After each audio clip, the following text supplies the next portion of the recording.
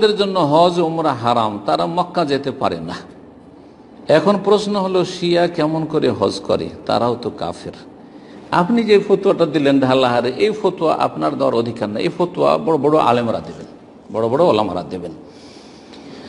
সুতরাং এই ধরনের কথাবার্তা জনগণ থেকে আসাটা বাঞ্ছনীয় নয়। অনেক আলেম বলে শিয়ারা কাফের না। জি দেখেন না, আপনি ইখতিলাফও বয়ান করছেন, ফতোয়া দিচ্ছেন, মাশাআল্লাহ। তাহলে ফতোয়া কেন জিজ্ঞেস করছেন? তারাও আল্লাহর ওপর ঈমান আনছে, একটু বুঝিয়ে বলবেন ইনশাআল্লাহ। আল্লাহর প্রতি ঈমান আনা শুধু মুসলিম হওয়ার জন্য যথেষ্ট নয়, রাসূলুল্লাহ সাল্লাল্লাহু আলাইহি ওয়াসাল্লামের প্রতি ঈমান নিয়ে আসতে হবে এবং রাসূলুল্লাহ সাল্লাল্লাহু আলাইহি ওয়াসাল্লামকে আল্লাহ যেখানে রেখেছেন সেখানে রাখতে হবে। ওপরে উঠিয়ে দিলে শিরক হয় আর নিচে নামিয়ে দিলে কুফর হয়। তো কুফর আর শিরক থেকে বাঁচতে হবে। তারপরে আল্লাহ রাব্বুল আলামিনের কিতাব আল কোরআনুল কারীম রাসূলুল্লাহ সাল্লাল্লাহু আলাইহি ওয়াসাল্লামের উপর নাযিল হয়েছে, জি সেটার প্রতি ঈমান নিয়ে আসতে হবে। কোরআনে কারীমে রয়েছে আয়েশা সিদ্দিকা রাদিয়াল্লাহু তাআলা আনহা সম্পর্কে কয়েকটি আয়াত নাযিল হয়েছে, 10-এর বেশি আয়াত সূরা নূরে নাযিল হয়েছে।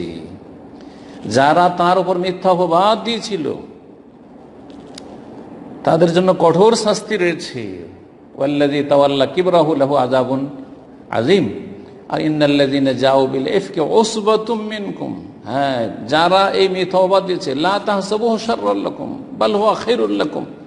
এইভাবে আল্লাহ রাব্বুল আলামিন নবী করিম সাল্লাল্লাহু আলাইহি সাল্লামের প্রিয়তমা বিবির পবিত্রতা, সতী হওয়া স্পষ্ট ভাষায় আল কোরআনে নাযিল করে দিয়েছেন, কোনো হাদিসের ওহী না, কোরআনে কারীমের আয়াত দিয়ে। একটি আয়াত যথেষ্ট ছিল। সুতরাং তারপরেও যদি কেউ আয়েশা সিদ্দিকা রাদিয়াল্লাহু তাআলা আনহাকে অসতী বলে, তাহলে সে মুকাজ্জিবুল কোরআন না, কোরআন অস্বীকারী নয়, কোরআন অস্বীকারী। কেউ যদি কোরআন কারীম অস্বীকার করে, আল্লাহ বলছেন সাহাবায়ে কেরামদের উপর আল্লাহ রাজি হয়ে গেছেন, কেউ বলবে না তারা সবচেয়ে বড় কাফের ছিল, মুনাফিক ছিল, তাহলে তারা কোরআন অস্বীকারী। সুতরাং এই মানদণ্ডে শিয়াদেরকে বুঝতে হবে। আর শিয়ারা সব এক ক্যাটাগরির নয়, তাদের অনেকগুলি ফিরকার অভাব নেই।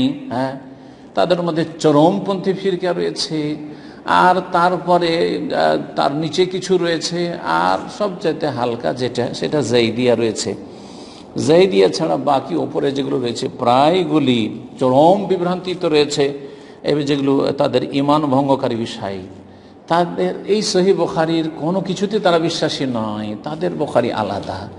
বরং তাদের এমনও ফিরকা রয়েছে কোরআনে কারীমের আয়াত সম্পর্কে সন্দেহান, বরং কোরআনে কারীমের সংকলন যে জমা করেছেন ওসমান রাদিয়াল্লাহু তাআলা আনহু, এতে তারা বিশ্বাসী নয় যে এটা সুরক্ষিত।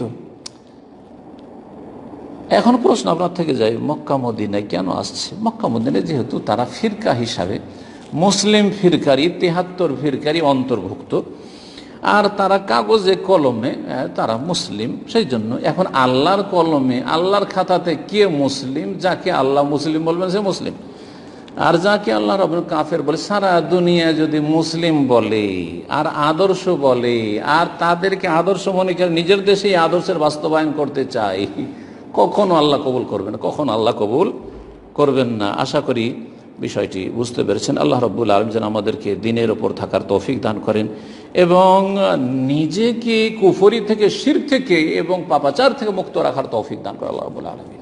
পরের নিয়ে চিন্তা করিয়েন না, আর পরের ফতোয়া দিতে যান না। ফতোয়াগুলো ভালো ভালো আলেমদের জন্য ছেড়ে দেন। ফতোয়াগুলো আমাদের চাইতে অনেক, আমরা তালেবে ইলম, বড় বড় আলেম শেখ সালেহ ফৌজানের জন্য ছেড়ে দেন, হাইয়াতুল কিবারুল উলামার জন্য ছেড়ে দেন।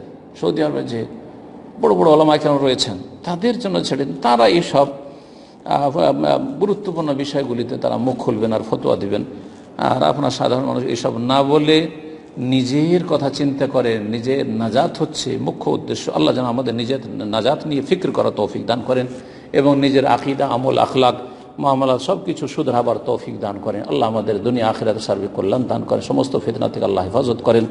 আমাদের যারা অনিষ্টকারী তাদের আল্লাহ অনিষ্টকে সর্বনাশ করেন। ইসলাম এবং মুসলিমের বিরুদ্ধে যারা চক্রান্ত করছে, মুনাফিক, কাফের, মুশরিক, আল্লাহ তাদের চক্রান্তকে ধূলিসাৎ করে দাও এবং তাদের চক্রান্ত দিয়ে তাদেরকে তুমি ধূলিসাৎ করে দাও। এবং আল্লাহ রাব্বুল আলামিনের কাছে দোয়া করো, রব্বুল আলামিন আল্লাহ তুমি ইসলামের হেফাজত করো, মুসলিমদের হেফাজত করো, দ্বীনী ভাই বোনদের হেফাজত করো, সহি আকীদার ভাই বোনদের হেফাজত করো। যারাই ক্ষতি করতে চায় কোরআন সুন্নাহর অনুসারীদের, আল্লাহ তাদের ক্ষতি দিয়ে তাদেরকে ধ্বংস করো রব্বুল আলামিন। আল্লাহ তুমি আমাদের সার্বিক অনিষ্ট থেকে হেফাজত করো।